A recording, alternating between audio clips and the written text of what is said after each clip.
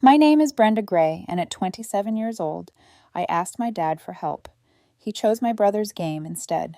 So, I proved him wrong. Now my voice reaches millions, and they no longer reach me. If you have ever felt betrayed by the people who should have been your biggest supporters, let me know where you are watching from. The stage lights sear into my flesh as I stand alone on the platform, my professional grins set while cameras snap and flash. This is it, the Gray Media launch, a dream I've had since I was 12 years old. My heart beats against my ribs as I survey the VIP area, 5 empty seats looking back from me. I'd reserve them anyhow, writing their names on little cards, Linda, Michael, and Luke, like I thought this time would be different. Miss Gray, a reporter says from the first row, notebook poised. Who inspired you to start your company? The question hovers in the air. My throat tightens as I grab for the water glass, giving me a few seconds to gather my thoughts.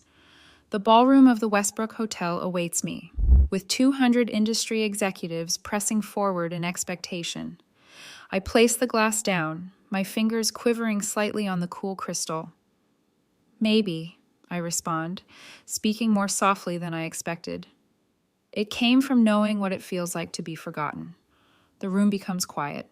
Cameras snap madly, recording the instant my meticulously crafted veneer breaks. I do not weep. I discovered long ago that tears achieve nothing in the Gray home. I remember sitting cross-legged on my bedroom floor at the age of 12, clutching a plastic microphone in my hand. I had saved 3 weeks' allowance for the microphone, which was a cheap plastic device with a cord that connected to nothing. But as I talked into it, I imagined my voice going to others who want to hear it. In breaking news, I said to my audience of stuffed animals placed in rows, Brenda Gray reports that dreams do come true if you work hard enough. My father's booming voice could be heard through the walls as cheers erupted in the downstairs living room. Did you see that catch? That's my boy. That's a Gray man right there. Football highlights again. Luke's sophomore year game versus Central High aired on TV at least twice a week.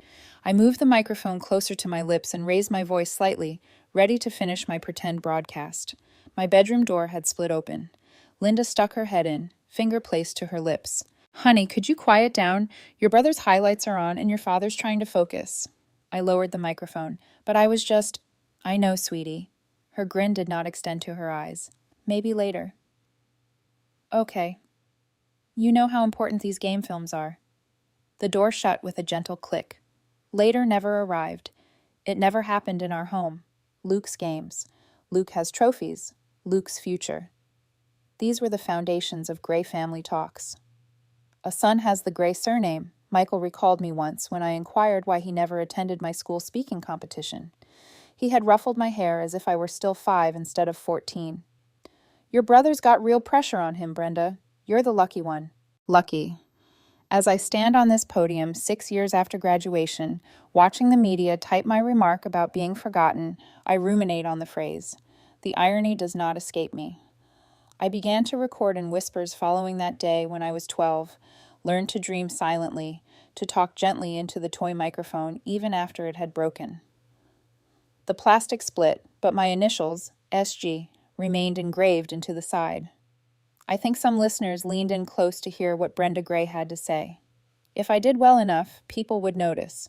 If I were extraordinary enough, the Gray family would have to recognize me. I believed this with the fervor of a kid, then an adolescent, and finally a young lady. Understanding their dismissal made it less painful, I told myself. Being the daughter who understood while Luke demanded it became my identity, my burden to carry. Senior year of high school, I sat at our kitchen table, college brochures spread out in front of me, Northwestern's famed journalism department marked in red. Dad, I want to apply here. They have the best broadcasting program in the country. He scarcely looked up from his coffee. That won't put food on the table, sweetheart. What about something practical? Business, maybe. Your father is correct, Linda said, rubbing my hand. Those communication degrees are, well, they're hobbies. Really? Maybe something more practical, honey. I applied anyhow, was accepted with a partial scholarship. I watched as my dad drove Luke to Arizona State for his full-ride football orientation. Everything is fresh and packaged in boxes. We'll contribute whatever we can, Michael informed him, but with your scholarship, you shouldn't need much. My half scholarship left an $18,000 deficit. Michael's expression darkened as I presented them the data. That's a lot of money for a degree that might not lead anywhere, Brenda. I ended myself in community college, working night shifts at the school coffee shop and recording my first podcast using equipment I got piece by piece from pawn shops. That night after registration, I sat on my bed and tested the sound levels of my new secondhand microphone. My voice was stronger than it had been at 12, maybe less optimistic, but more resolute. If no one listens to me, I told the empty room, I'll find those who will. 6 years and 48 million monthly listeners later, I stand on this platform, surveying the empty seats one more time before continuing my debut address. The words form in my throat, strong and certain, rising from the whisper in my childhood bedroom to fill this packed ballroom. They did not arrive, but everyone else did. That night, steam rises from the industrial espresso machine as I extract another shot, my third double of the evening. The clock above the counter shows 2:17 a.m. 3 more hours till I can finish the grind and get home to edit tonight's podcast edition. Another all-nighter, Gray? Marissa, the proprietor, leans against the counter and counts the day's tips. Her silver hair catches the faint light as she separates the money into tidy piles. 500,000 listeners don't record themselves. The pride in my voice still seems awkward and unfamiliar, like I haven't broken in my new clothes. Marissa whistles quietly. 500,000, huh? Your folks must be busting buttons. My hands freeze around the portafilter. They don't actually know. What do you mean they don't know? 500,000 people listen to your voice every week and your own parents aren't among them. I shrug and crush down the coffee grinds with seasoned accuracy. They're busy. Luke's senior season at Arizona State. Every weekend they drive the 3 hours to Phoenix for his games. What I don't tell her is that they have only visited my place once in the last 2 years. Michael spent 20 minutes inspecting my building security measures while Linda fretted about the milk in my refrigerator. They refused my invitation to see my improvised studio in the spare bedroom, which consisted of a closet with foam panels nailed to the walls and a microphone stand I built out of hardware store pieces.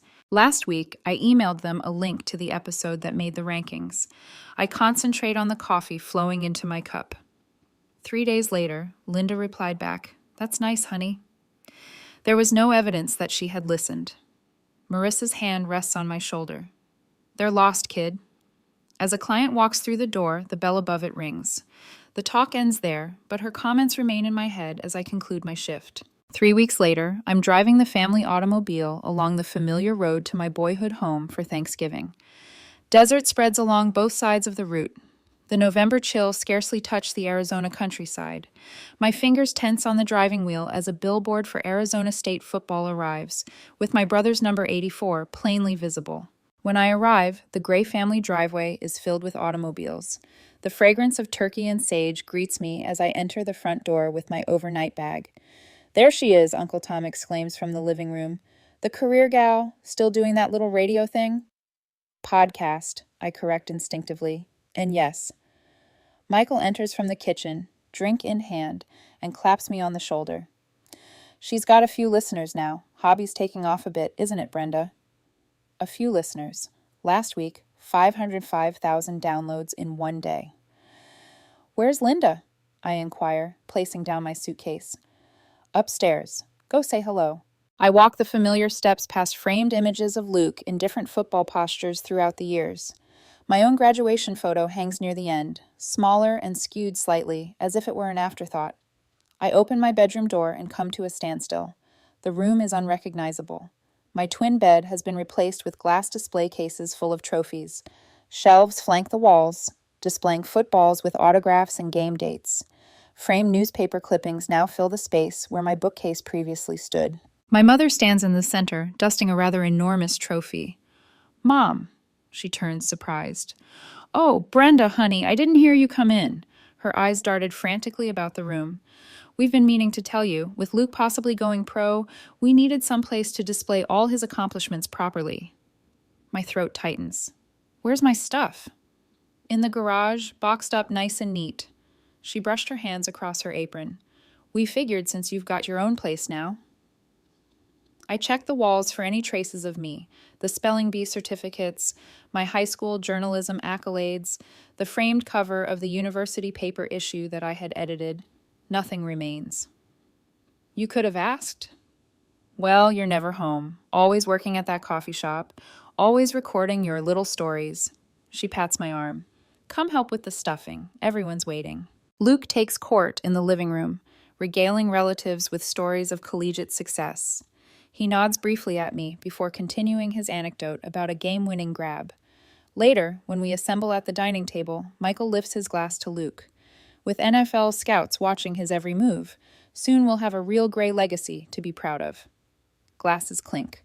My water glass is still on the table, untouched. After supper, I go to the garage where I discover cardboard boxes labeled Brenda, placed carelessly next to old paint cans. I search through one, discovering my childhood writings and meticulously saved prizes, now crumpled and bowed. My phone vibrates in my pocket. I received an email from Western Media Group, the podcast network that has been wooing me for months. They're ready to propose a distribution contract that will significantly increase my reach. Is there a catch? They require financial references and a co-signer for the office space leasing. I get home and find Michael alone in the kitchen. Dad, I need to talk to you about something. He looks up from filling the dishwasher. Make it quick. Highlights coming on. I describe the opportunity, which is the largest of my career, and the need for a financial reference. His look grows darker with each syllable. So, you want me to stake my credit on this podcast thing, Brenda? Those internet radio shows are just hobbies. What happens when this falls through and I'm on the hook? It won't fall through. I have 485,000 listeners. This is my chance, too. Your brother has NFL scouts at every game. That's real opportunity. This internet stuff, he gives a head shake. It's not stable. My hands tighten into fists by my sides. I'm asking for a signature, not money. And I'm saying no. When you have a real job with real prospects, then we can talk. He looks away, ending the conversation. That night, in my former bedroom, which has been turned into a shrine to my brother, I sit cross-legged on the floor between display cases. I record a raw, uncensored episode on my phone that I never plan to post. This is what invisibility sounds like, I mutter into the microphone. This is how it feels when the people who should see you the best don't see you at all. Tears roll down my cheeks, but my voice remains calm. They're never going to see me unless I force them to look. The next night, I carefully take family photographs off my desk and place them in a drawer. I signed the Western Media contract with simply my name on the dotted line, relying only on my own signature.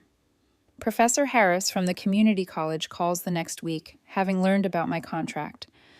I knew you had something special, she explains. Your voice has always carried truth. Jill provides the coffee shop's rear room for after-hours recording at no cost until I can find work. Ryan Parker, a software entrepreneur who found my podcast through a friend, writes me about investing in my idea for a network of female-focused podcasts. Your authenticity is rare, he writes. I want to help amplify it. The night I signed my first significant advertising deal alone, I sat in my flat surrounded by contracts, my name the sole one on each page. My shattered toy microphone from childhood stands on my desk, a reminder of how whispers turned into yells. For the first time, I don't feel my family's disinterest weighing on my chest. I breathe totally, deeply, and freely. They may never see me, but everyone else will. A week later, champagne glasses clink around my parents' dining table. A sound that has accompanied every big Gray family revelation since I was old enough to remember. Michael stands, his chest puffed with pride, grasping his glass as if it may float away with his joy.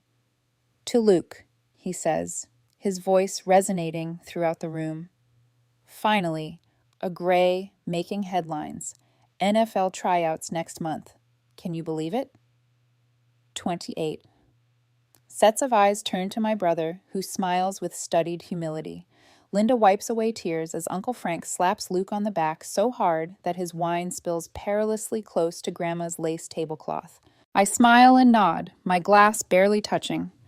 Nobody notices my phone buzzing in my pocket when my producer informs me that my podcast has reached 900,000 monthly listeners.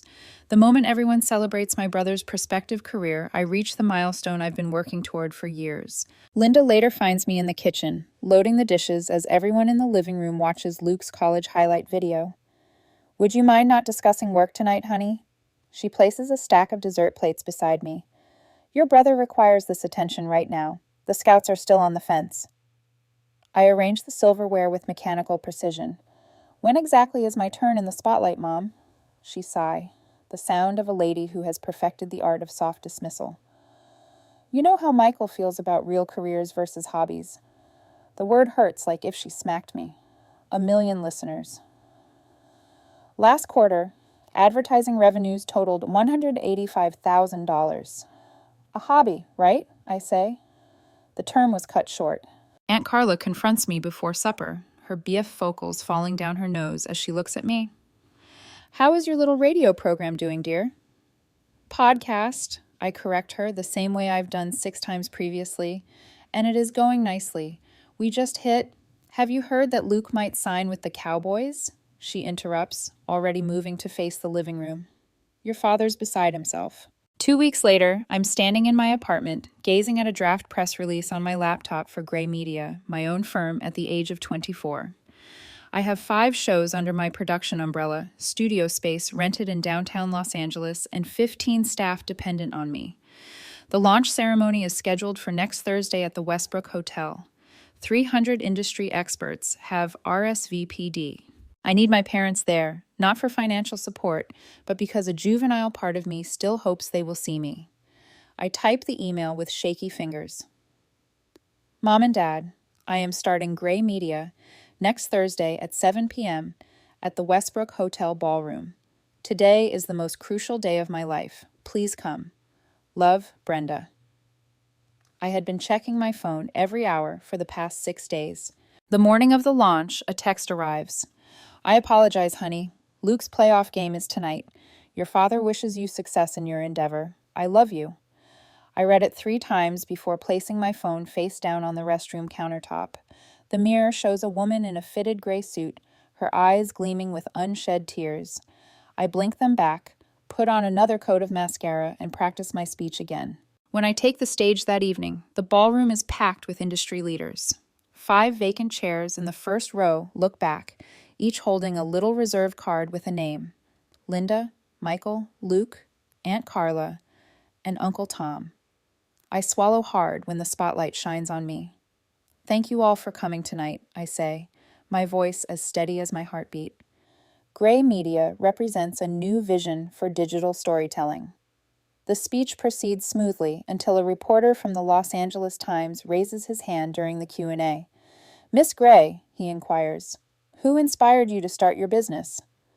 The inquiry lands like a blow in the sternum. I cast a peek at the vacant chairs before returning my attention to the waiting audience. "Maybe," I whisper gently. "It came from knowing what it feels like to be forgotten." A silence sweeps over the room. Cameras click madly. I see recognition in the eyes of the women watching me, daughters who understand what it's like to be overlooked. My phone rings at 11:42 p.m. As I kick off my heels in my hotel room, Michael's number appears on the screen. "Are you trying to embarrass us?" His voice thunders through the speaker without greeting.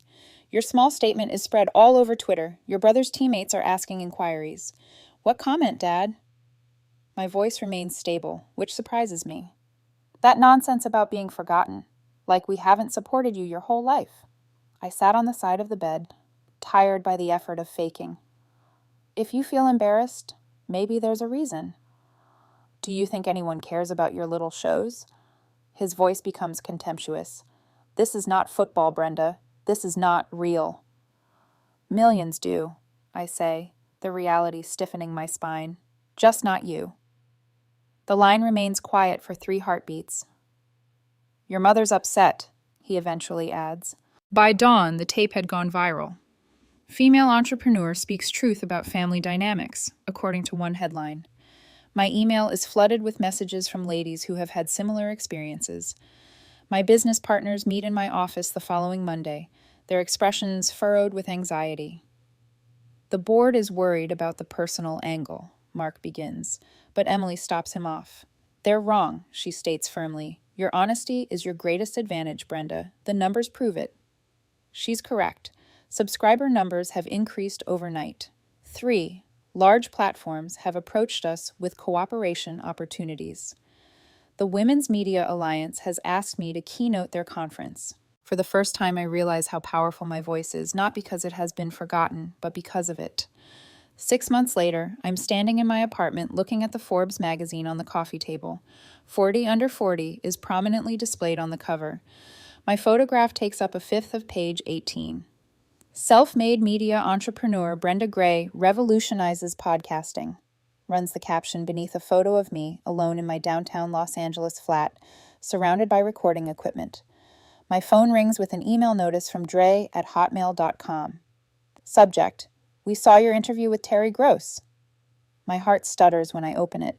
Brenda, your mother and I heard your Fresh Air interview yesterday. You spoke clearly. We are thrilled to see a Gray make such an impact in the corporate world. Warmth blossoms in my chest. Finally, after so many years, they notice me. Then I read the final paragraph. On a personal level, Luke is going through a difficult time since getting cut from training camp. His son's private school tuition is due, and he might use some assistance, approximately $2,800 a month until he gets on his feet. Since you're doing so well now, you should support your family, right? The warmth condenses into a chilly, tight knot. I dismiss the email without answering and place the magazine face down on the table. Some things never change, yet I have. At 2:00 a.m., my father's email lights on my laptop screen, teasing me with its timestamp. 3 years of stillness were broken by 23 well-worded phrases about family pride, followed by a plea for $2,800 per month to support Luke. I trail my finger across the screen, feeling just the cool glass beneath my fingers. The flat is silent around me. My place. Purchased it via my achievement. There are no football awards here, just honors they never recognized, and books they never thought I'd write. We're so proud of what you've accomplished, my father wrote. Proud. The word seems unpleasant on my tongue, like stale coffee. 30 seconds on Google would have shown them my accomplishments years ago, but they waited until Luke needed money. I type my response deliberately, weighing each word like money, a polite recognition of their renewed interest. Brief updates on planned initiatives. Nothing about money. I finish with, I'm building something that matters, instead of love. The cursor is hovering above send. Take one deep breath. Click. Within hours, he responds, less polished this time. Have you seen the bit regarding Luke's situation? 2 more emails arrive that evening, 5 the next day. Each one is less measured than the previous. Desperation seeps through digital crevices. I don't answer any of them. A week passes. The receptionist's voice crackles across my office intercom. Miss Gray, your brother is here. My stomach tightens. I rise, brushing my charcoal pencil skirt with moist palms.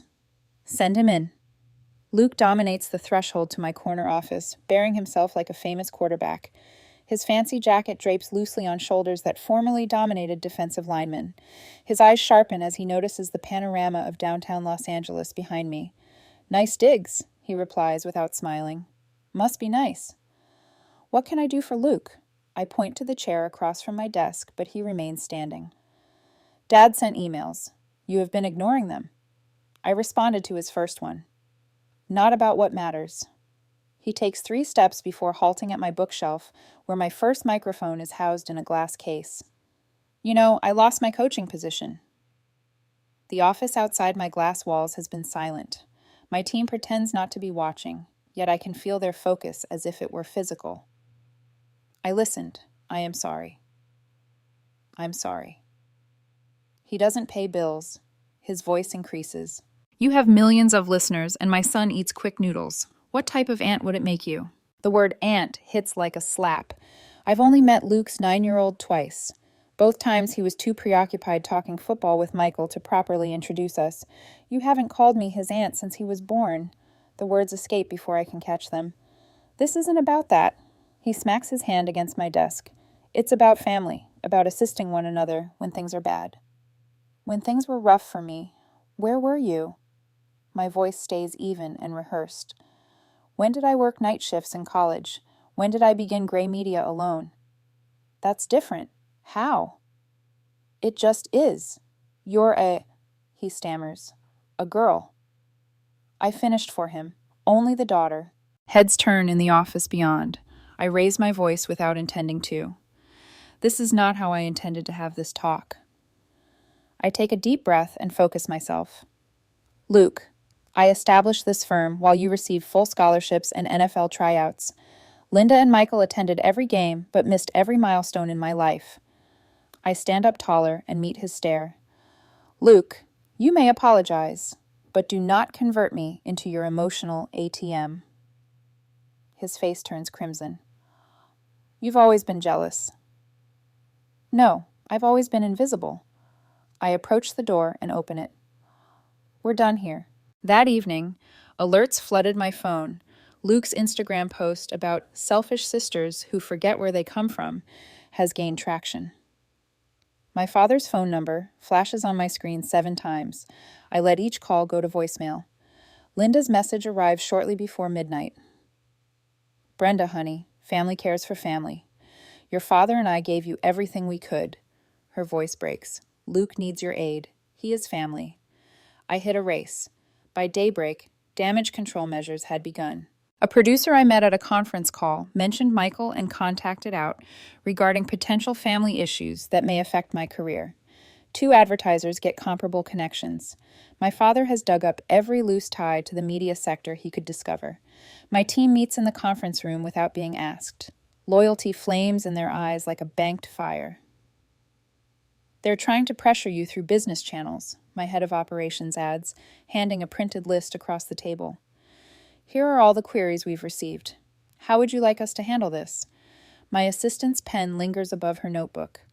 I scan their features. These are the folks who selected me and recognize my worth, regardless of genetic links. Tell everyone the same thing. Gray media speaks for itself. Period. My mentor calls from New York in the afternoon. Your brother is pretty loud online. Do you need anything? Just your continued support. You've always had that. He stops. You realize you're doing the right thing, right? Boundaries matter. The approval surrounds me like a shield. Thank you. The workplace intercom rings again 3 days later. Miss Gray, your mother is on line 1. My finger trembles as it hovers over the button. I pressed it. Mom. Brenda. Her voice seems smaller than I recall. I wanted to call you directly, not through your father. That is a first. She sighs. I'm sorry that we missed your launch. I should have been there. The apology remains between us, unexpected and unfinished. I wait. Your father doesn't know I'm calling. She clears her throat. Luke is angry, won't help, and I'm trying to understand. A prolonged pause. The things you mentioned during the interview about being forgotten. Was it actually that bad? The question astounds me. 30 years of obscurity, and she wonders if it was. That was horrible. Do you remember when I was 12 and you warned me to be quiet when Michael and Luke were watching football highlights? That's just one time, Brenda. It was every time. Silence extends over the divide. When she talks again, her tone has toughened. We did our best. Your best was reserved for Luke. I breathe despite the heaviness in my chest. I have a meeting now, Mom. Am I Dio? After I hang up, my aide gently knocks. Your cousin Becky phoned. She stated that your uncle is inquiring about what actually occurred. The ideal Gray family facade starts to shatter, tiny fractures, extending outward from the pressure point of truth. That night, I stood outside my apartment window watching the city lights. My phone vibrates with a text from my father. This isn't how Grays behave. I type the only response that matters. Then I'll be a Gray on my own terms. I block his number before the message is delivered, then my mother's, then Luke's. I close the digital doors one by one. They only opened when they needed something from me. The stillness that follows does not feel like nothingness. It sounds just like freedom. The email arrived at 2:17 a.m., 1 week later. My computer screen shines like a light in the darkness of my bedroom, waking me from my slumber. Michael's name is in bold, followed by the subject line, "Your nephew misses his aunt." I gaze at the ceiling and count my breaths. 1, Mississippi. 2, Mississippi. My therapist refers to this as a grounding technique. I call it surviving my family. When my pulse settles, I open the message. "Brenda, your mother and I were hoping you'd join us for dinner next Sunday. Luke is experiencing difficulties as a result of his divorce. His son inquires about you. Don't you believe you should set a good example as his aunt? Family cares for family. You remember how much we sacrifice for you." The giggle that escapes me sounds strange in this calm flat.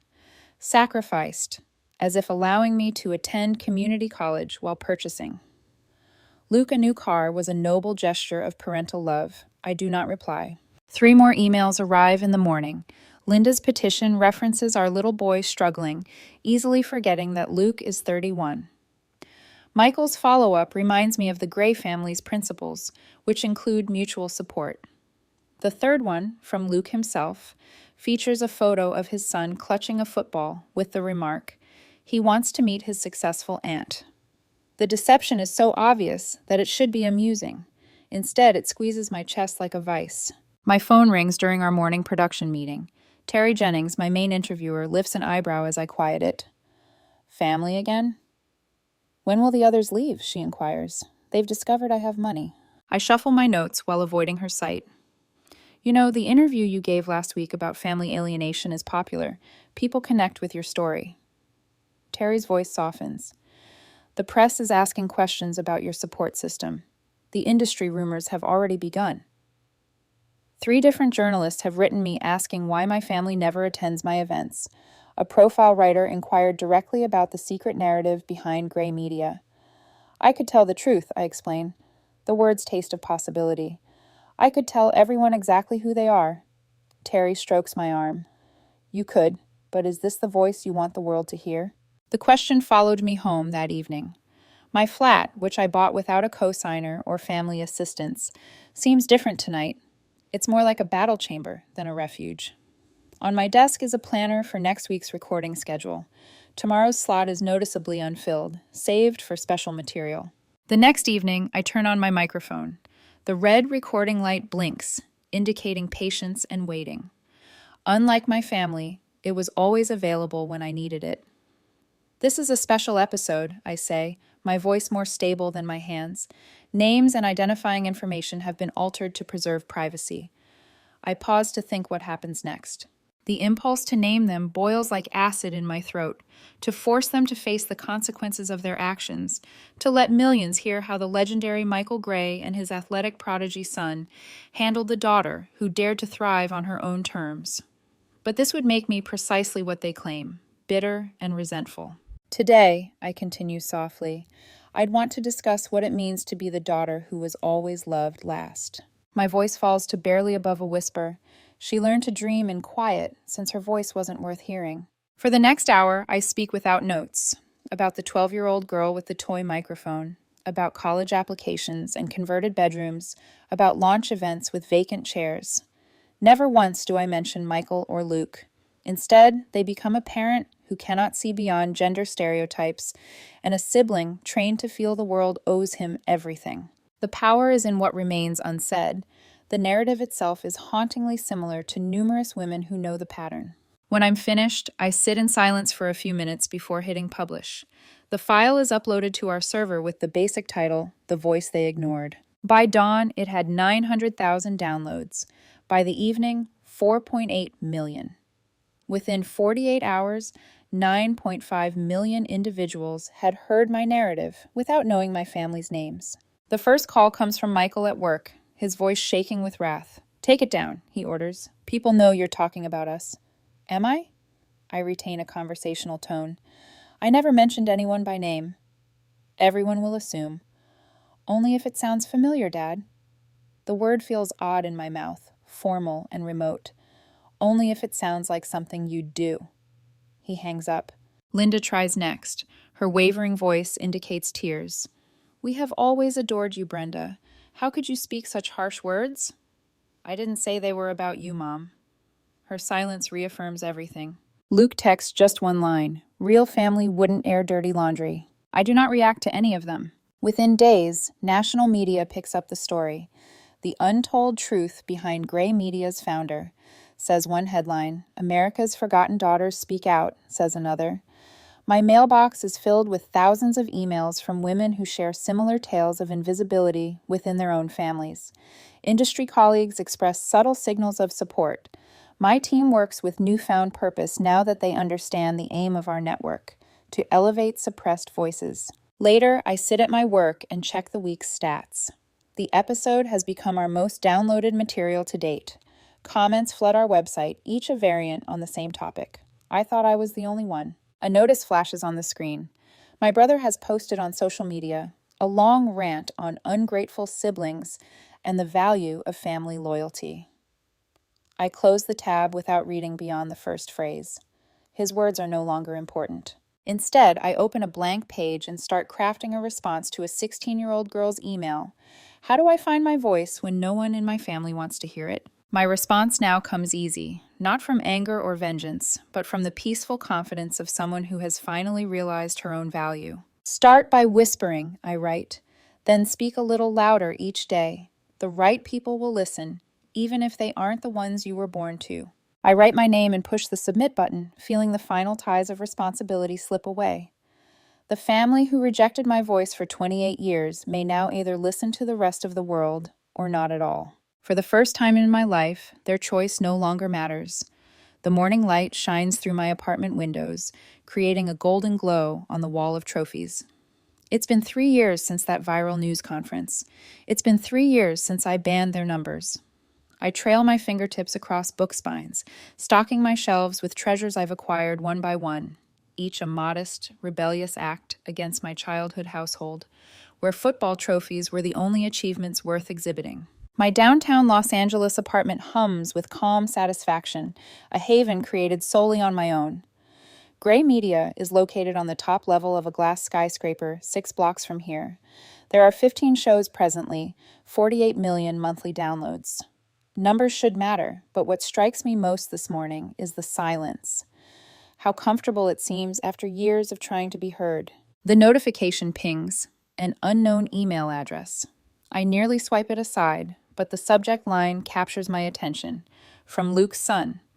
My coffee cup freezes halfway to my lips. I haven't heard that name used aloud in my house in years. Dear Aunt Brenda, the note starts. I'm Tyler. I'm 12 now. I listened to your podcast about invisible daughters. I think I understand why you don't talk to my dad anymore. Our family treated you badly. I want to be different. Could we meet? Just us. My thumb is hovering over erase. The Gray family pattern. Only reach out when they are in need. But he's 12, just a boy. I recommend a coffee shop near my office. Public, brief, controlled. 2 days later, he's sitting across from me, all gangly limbs and tentative grins. Luke's jawline, but with softer eyes. He holds a little package wrapped in what seems to be Sunday comics. Dad doesn't know I'm here, he says, thrusting the gift at me. Mom helped me find this. She said you might want it back. The paper crinkles under my fingertips. Inside, there is a little plastic microphone, shattered on one side and held together with yellow tape.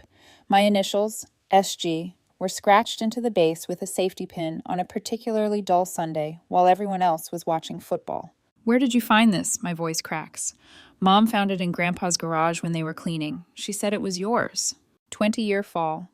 I'm 12 again, mumbling stories into this useless plastic toy, hoping that someone, somewhere, would listen. I listen to all of your shows, Tyler adds, fidgeting with his straw. The one about invisible daughters made me cry. Dad never talks about you, but sometimes I hear him and Grandpa arguing about you when they think I'm playing video games. Something bursts loose inside me. For the first time in years, tears impair my eyesight. Thank you for bringing this. The words barely make it past the constriction in my throat. Could I ask you something? Tyler lunges forward. How did you know your voice mattered when nobody listened? The inquiry is posed with such familiar accuracy that I know this youngster has the Gray family curse of invisibility. Not the golden child, but the watcher, the silent one. I reach across the table and squeeze his hand. I didn't know if it mattered. I just knew I'd disappear completely if I didn't use it. Dad says I should play football, but I'd rather write stories. The confession is delivered in a rush, eyes darting around to check my reaction. You don't have to be like anyone else, Tyler, I inform him. Just listen and tell the truth. That's all any voice really needs. His smile breaks like the morning. Could I learn to record them someday, like you did? When you're ready, I promise. I'll teach you. Later that evening, I put the damaged microphone on my shelf between my Peabody Award and a Forbes magazine profile. The contrast between the plastic toy and the crystal award catches my attention. There is an introduction and a conclusion. I record in my own journal, the one show that no one else will hear. Not every wound requires an apology to heal, I say softly, holding the microphone in my palm. Sometimes the greatest freedom comes from realizing how strong the silence made you. I pause, remembering Tyler's sincere expression, and sometimes healing arrives through the ones who watched and chose to be better. My phone beeps with a voice message from an unfamiliar number. I press play. I started recording my own stories, Aunt Brenda. Tyler's voice is clear and optimistic. I grin while listening. The cycle breaks. Not a yell, just a voice.